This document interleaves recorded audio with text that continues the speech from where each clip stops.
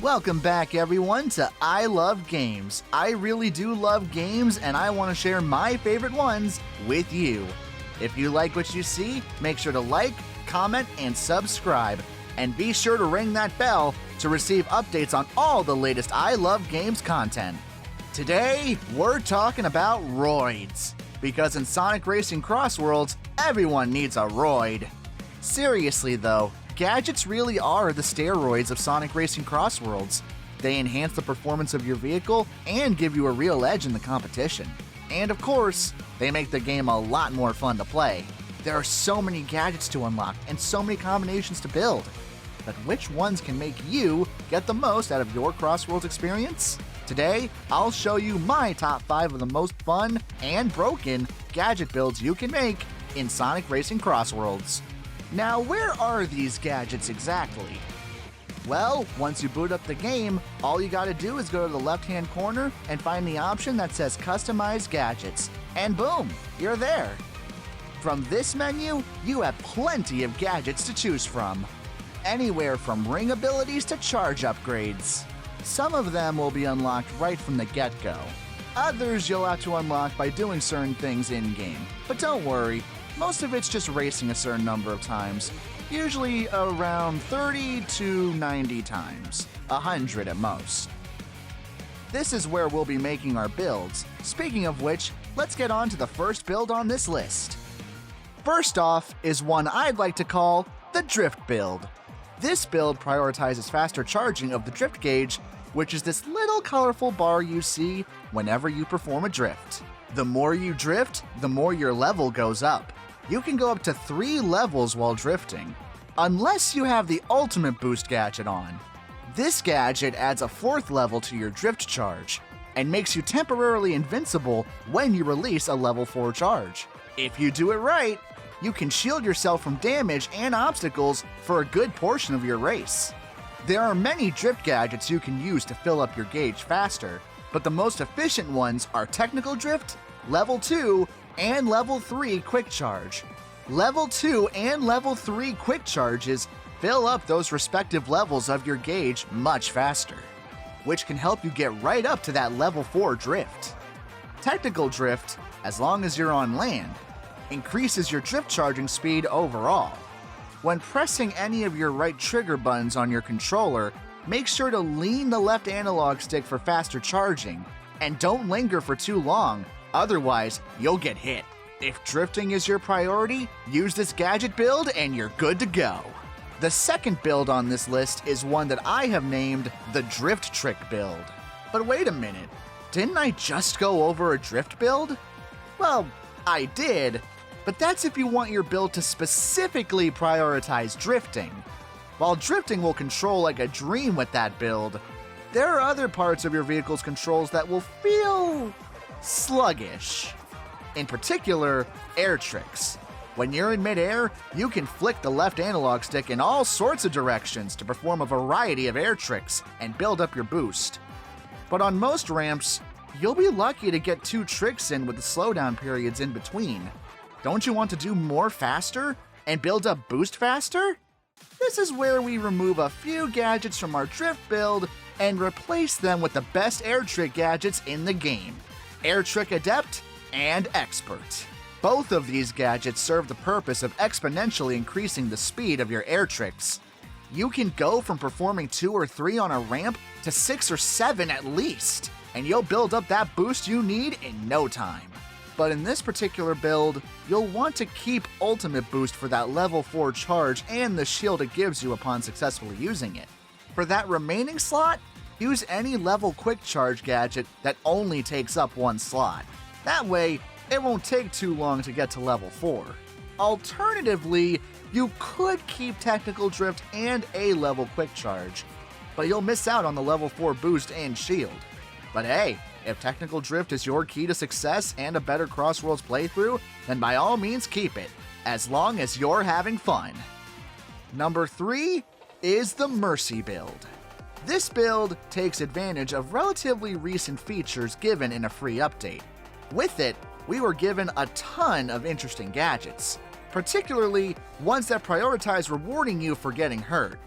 What do I mean by that? Let me explain. To start off, apply the bumper guard gadget. Some people may not know this, but whenever you bump into an object, bumper, or machine on the track, you lose a couple of rings each time. We'll get to why rings are important later in the video. This gadget ensures you don't lose a single ring bumping into these objects. This, however, does not protect you from obstacles and items. You'll still lose rings, and a lot of them. But that's why I recommend Ring Mercy for this build. For every time you take damage, you'll still lose a lot of rings, but you are guaranteed to get at least 10 of them back. Also apply the gadget that's called Item Mercy, which gives you an item after taking damage. Items are just as essential to the CrossWorlds experience as anything else. More on that later. And to top it all off, fill up your remaining slot with Damage Mercy. This is similar to Ultimate Boost, in the sense that you get invincibility for a brief window of time. Combine all three of these Mercy gadgets and add Bumper Guard for good measure, and you have given yourself 3 simultaneous advantages to get you further ahead in the race. Or at the very least to regain your footing. The fourth one on this list is the Item build. I did touch upon items a little bit when talking about Item Mercy, but that's because this particular build is all about items. You'll receive items within these capsules, which can range from giving you a boost to literally slicing your opponent's vehicle in half. There are so many item gadgets to choose from, but the ones on this build will not only guarantee a fun and better experience, but it's also one of the most broken builds in the game. First, apply Inventory Plus to this preset. Normally, you can carry up to 2 items at a time during the race. But with this gadget, you can carry up to 3. Not only can you collect up to 3 single item capsules, but when you get a double item, it automatically fills all 3 inventory slots. But that's not all. You can use another slot to apply Dark Chow Starter. Dark Chow is an item that swoops in and gives you an item capsule regardless of any you have on you. You'll automatically get 2 items, 3 though, if you're using Inventory Plus. Now this does affect all racers. Everyone gets items from Dark Chow, but for the most part, you'll usually be behind during the start of the race. So when you send out Dark Chow, you'll be given 3 really good items right off the bat, meant to get you ahead of the race. Now, items are random in any case, so you aren't guaranteed the all-time best items, but what you will receive will do plenty to help you out. And then there's Double Down, which does take up all 3 slots, but ensures that you get double the items from a capsule that normally gives you 1. Again, this does fill up all 3 slots, but on top of that, it also comes at the cost of debuffing your stats. But trust me, the reward far outweighs the risk. You are guaranteed 2 items at the very least no matter what. With a build like this, you have a complete item-based advantage over the competition. Our 5th and final build for today is one I call the Ring build. Rings are the source of your speed in this game. The more you collect, the faster you'll go, as indicated by the speedometer on the lower right-hand corner. You can collect up to 100 rings per race. But with these particular gadgets, not only can you collect more than 100 rings, but you can also counteract damage and give your vehicle little bursts of speed. If you want to build centering around rings, here's what you need to do. Apply 200 ring limit, which brings your ring cap all the way to 200 rings. This ensures that you can collect beyond 100 rings, and increase the speed of your vehicle as you race. For the single slots, I'd recommend applying Dash Panel Mini Bounty and Ring Gain Mini Boost. Dash Panel Mini Bounty gives you rings for hitting dash panels and riding through dash gates.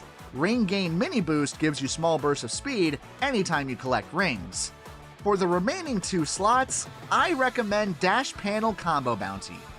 With this one, you'll earn 3 for the first dash panel and earn more with each consecutive panel hit. There's no set maximum for this, so if you play it right, especially during a dash gate frenzy, you'll earn plenty of rings. And in this game, every ring counts. that being said, there are plenty other ring gadgets that have their own advantages that you may prefer over these. That's totally fine, whatever works best for you. Those are 5 of many potential builds you can make in Sonic Racing CrossWorlds.